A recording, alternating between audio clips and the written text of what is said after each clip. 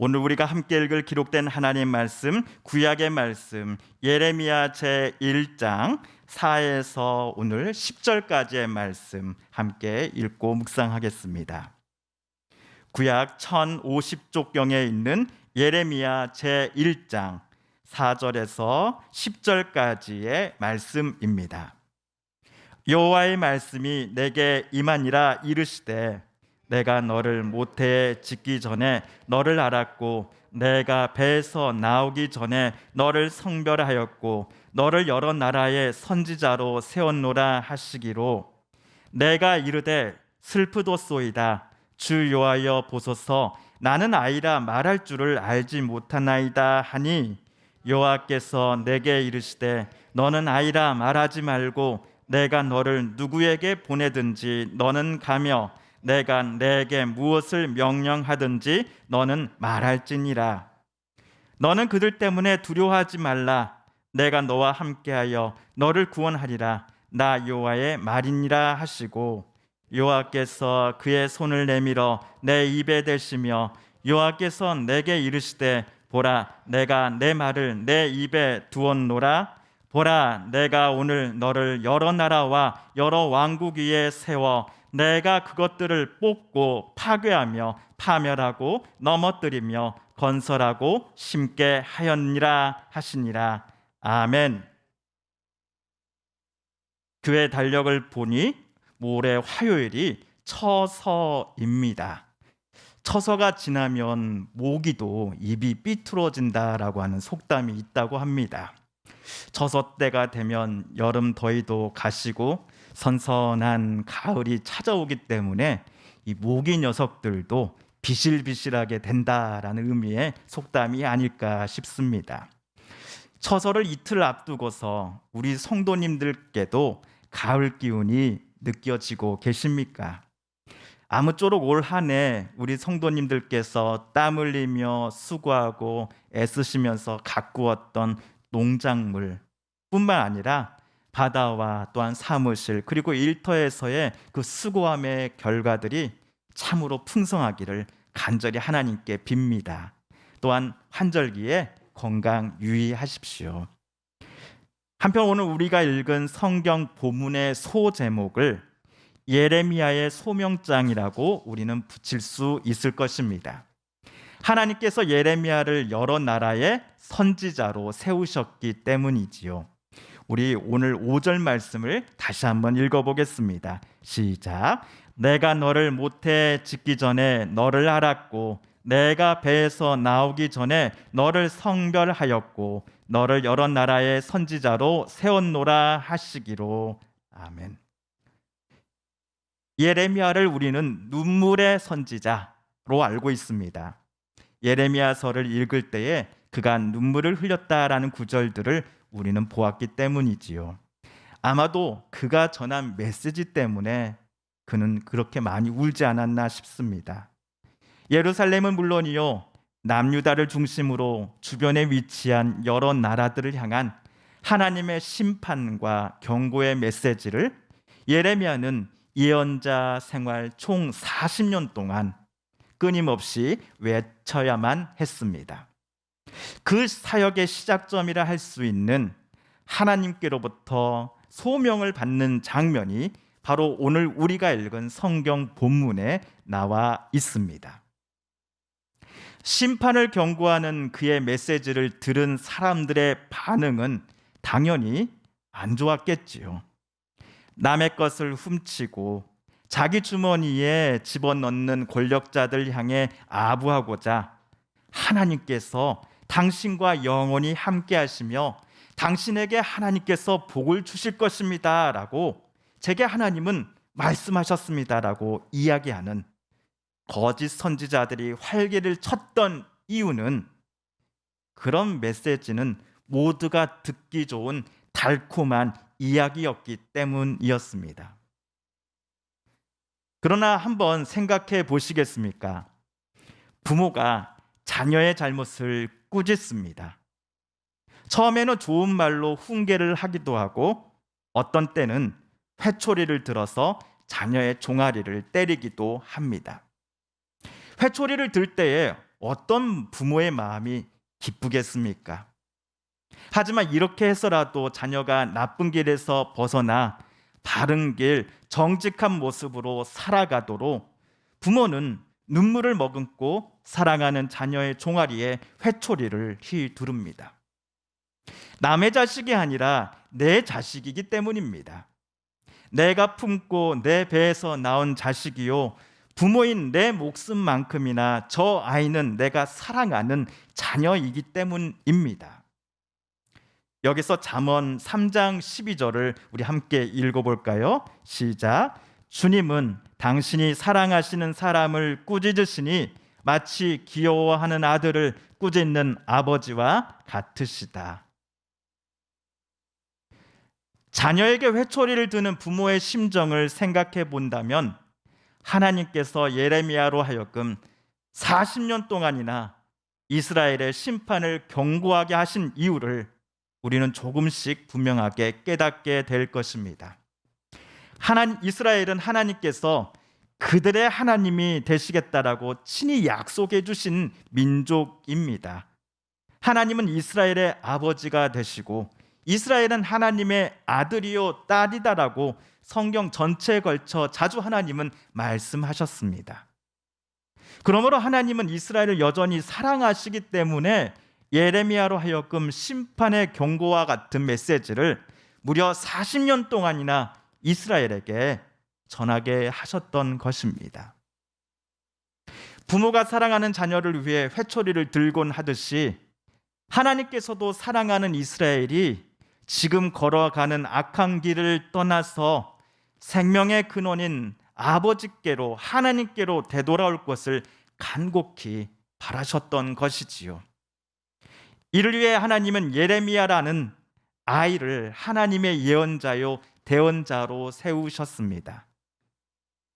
이런 하나님의 바람과는 달리 이스라엘은 끝끝내 하나님 앞으로 되돌아오지 않았습니다. 그런데 오늘 5절을 다시 보시면 알았고 성별하였고 세웠노라라고 하는 동사들이 등장합니다. 하나님은 예레미야가 어머니의 자궁 속에 있기 전부터 그를 아셨다라고 말하십니다. 예레미야가 엄마 뱃속에서 세상으로 나오기 전에 이미 그를 거룩하게 구별하셨으며 예루살렘은 물론이고 주변 나라들을 향한 하나님의 메시지를 전하는 선지자로 하나님은 그를 세우셨습니다.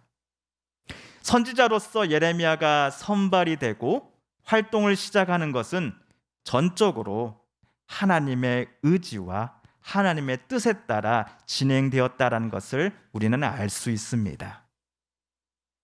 이 세 가지 동사 중에서 성별하다라는 동사를 잠시 주목해 보고자 합니다. 성별하다 또는 거룩하게 구별하다라고 우리말로 번역한 이 히브리어 단어에 대해 장신대 구약학 교수였던 박동현 교수님은 이렇게 설명합니다.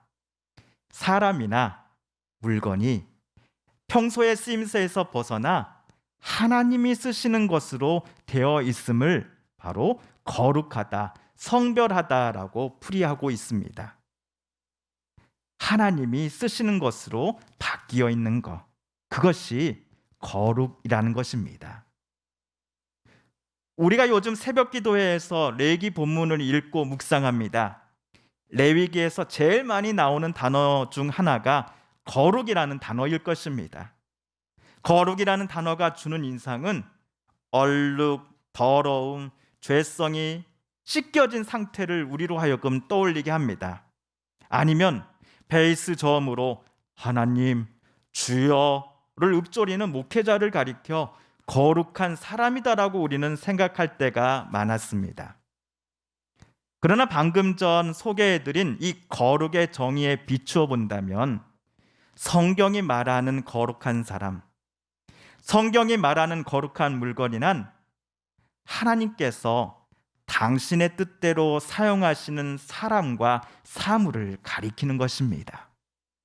종이 주인에게 철저히 주인의 뜻과 그에게 기쁨으로 복종하듯이 거룩한 사람, 성별된 사람이란 온전히 하나님의 뜻에 기쁨으로 순종하는 사람이었습니다. 그러니 거룩한 사람이 어찌 목회자만을 가리키는 표현이겠습니까? 절대로 그럴 수 없습니다. 오늘 이 자리에 나와 하나님 앞에 예배드리시는 우리 성도님 모든 분들 한 분 한 분을 향해 하나님은 내 거룩한 사람이다라고 말씀해 주시기 때문입니다. 신약에서도 사도 베드로는 거룩에 대해 이렇게 말하였습니다. 그러나 너희는 택하신 족속이요 왕 같은 제사장들이요 거룩한 나라요 그의 소유가 된 백성이니 이는 너희를 어두운 데서 불러내어 그의 기이한 빛에 들어가게 하신 이의 아름다운 덕을 선포하게 하려 하심이라. 이 자리에 함께 나오신 우리 성도님들 모두를 향해 하나님은 내 거룩한 사람이다, 거룩하다라고 말씀하십니다.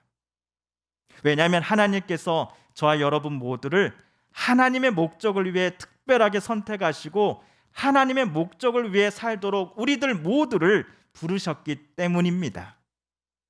그래서 성경은 저와 여러분을 향해 성도라고 부릅니다. 우리들은 좌우에 옆에 앉아 계신 분들을 향해 성도님이라고 호칭하며 기쁨의 인사를 전하지요. 우리가 의인이어서 죄가 하나도 없어서 거룩하다라고 하나님께서 부르시는 게 아닙니다. 하나님께서 저와 여러분을 당신의 뜻에 따라 살도록 선택하고 부르셨기 때문에 우리는 거룩한 자들이 되었습니다. 이 귀한 사실을 우리는 잊지 말아야 할 것입니다. 그럼에도 하나님이 하나님의 뜻에 따라 저와 여러분을 부르시고 또한 쓰시겠다라고 할 때에 두려운 게 사실입니다. 하나님, 저는 하나님이 쓰실 만한 사람이 못 됩니다. 그럴 자격이 전혀 제게는 없습니다. 다른 사람을 찾아 그 사람을 쓰세요. 그 사람이 훨씬 더 하나님 마음에 드실 거예요. 하나님이 나를 특별하게 부르셔서 선택하신다라고 함이 내 직장, 내 가정 다 때려치고 신학교 가라는 명령으로 우리가 간주해왔던 것이 사실입니다. 그러나 이것은 오해고 틀린 생각입니다. 이런 틀린 생각과 오해를 우리가 갖게 된 원인 중에 하나는 하나님께 소명받았음이라고 하는 것을 목회자들이 마치 자신들만의 것으로 간주하며 설교 강단에서 말해왔던 것이 큰 지분을 차지합니다. 출애굽기를 한번 생각해 보시죠. 하나님은 모세를 성별하셨습니다. 모세를 이스라엘 민족 공동체의 정치 지도자로 하나님은 선택하시고 부르셨습니다. 모세를 종교 지도자로 세우셨나요? 아닙니다. 제사장의 역할은 모세의 형 아론에게 맡기셨습니다. 그러므로 하나님께서 부르셨다라고 하여 모두가 종교 지도자가 아니다라는 것을 우리는 모세의 경우에서 확인할 수 있습니다. 바울도 고린도에 보내는 편지에서 이렇게 말하지 않습니까? 다 사도이겠느냐? 다 교사이겠느냐? 다 능력을 행하는 사람이겠느냐? 다 병 고치는 은사를 가진 사람이겠느냐? 그러므로 우리가 목회자이건 평신도이건 우리가 어떤 직장을 갖고 있고 어느 지역 출신이든지 간에 하나님은 우리를 성도로 선택하시고 부르셨습니다. 그리고 현재 저와 여러분이 지금 하고 있는 직업과 일터 속에서 하나님께 영광을 돌리며 살아가기를 원하신다라는 사실을 우리는 잊어서는 안 됩니다. 오늘 첫 번째 소명을 받는 예레미야도 어쩌면 우리와 똑같은 걱정과 마음을 가진 상태였습니다. 아닙니다, 하나님. 저는 말을 잘하지 못합니다. 무엇보다도 저는 아직 너무 어립니다. 말하며 그는 하나님의 부르심을 에둘러 거절했습니다. 이에 하나님은 7절에서 예레미야에게 이렇게 말씀하셨지요. 여호와께서 내게 이르시되 너는 아이라 말하지 말고 내가 너를 누구에게 보내든지 너는 가며 내가 내게 무엇을 명령하든지 너는 말하라. 예레미야, 야, 너는 어리다라고 말하지 마라. 내가 너를 누구에게 보내든지 너는 그에게 가기만 하면 된다.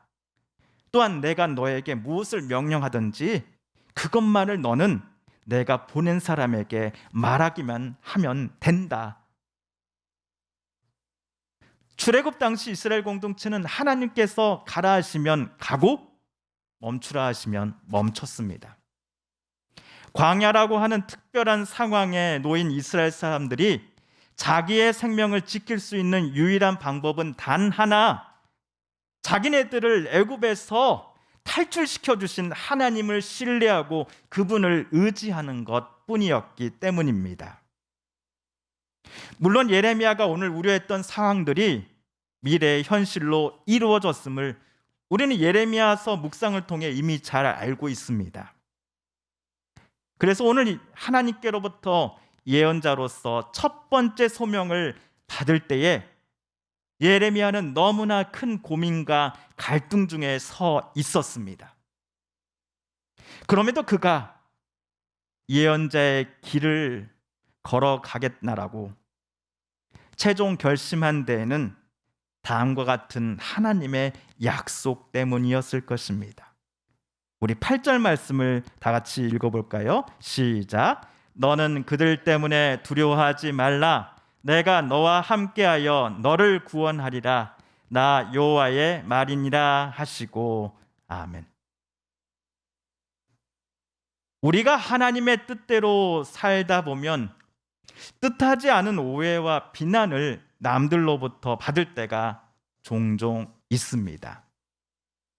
하나님을 온 마음 다해 사랑하고 내 이웃을 내 몸처럼 사랑하라는 예수께서 제자들에게 전해주신 그 하나님의 계명대로 살았을 뿐이건만 누군가로부터 시기와 모함을 받기도 합니다. 하나님과 이웃들 앞에서 진실하게 그리고 신실하게 그리고 거룩하게 살아가려고 애쓰는 여러분의 모습이 남들의 눈에는 어쩌면 여러분이 약해 보이고 순에 빠져 보여서 사기를 치고 내 권리를 쉽게 빼앗아도 된다라고 보이게 만들기도 했나 봅니다. 그럴 때에 여러분 속상하셨지요. 서러우셨을 겁니다. 어쩌면 속 시원하게 내 이 상황 쏟아내고 말할 만한 사람도 보이지 않아서 그저 밤마다 눈물 훔치고 밤잠을 설치셔야만 했던 분들도 계셨을지도 모릅니다. 그러나 목회자로서 저는 오늘 기록된 하나님의 말씀을 가지고서 저와 여러분 모두가 다시 힘을 얻고 용기를 내고자 합니다. 그들 때문에 두려워하지 말라. 내가 너와 함께하여 너를 구원하리라 라는 이 말씀을 붙잡고 오늘 우리가 살아가고자 합니다. 여기서 구원은 우리가 예수 믿고 천국 가는 직행 티켓을 얻었다 하는 함의 그 구원이 아닙니다.